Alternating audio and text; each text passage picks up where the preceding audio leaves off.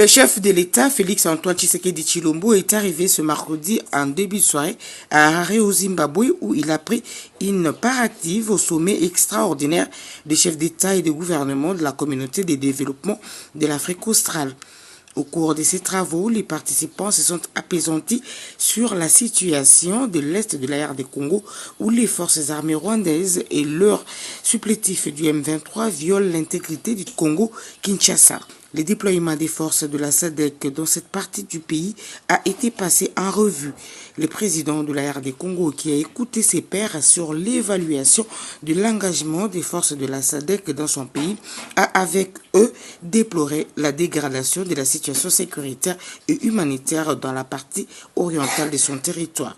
Raison pour laquelle, à la demande du président en exercice de la SADC, Emerson Dambunzo Mnangagwa, un moment de recueillement a été observé en mémoire des victimes des atrocités perpétrées par les forces rebelles dans l'est de la RD Congo.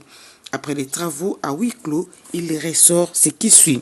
La SADC vient de prolonger d'une année le mandat de la SAMI-DRC suite au rapport actualisé de la situation sécuritaire et humanitaire dans la partie est de la RD Congo et réitère son soutien indéfectible au gouvernement de la République démocratique du Congo. Ceci est inscrit dans le communiqué final dûment signé par le chef d'État et de gouvernement présent à Harare au Zimbabwe à l'occasion du sommet extraordinaire de la communauté de développement de l'Afrique australe.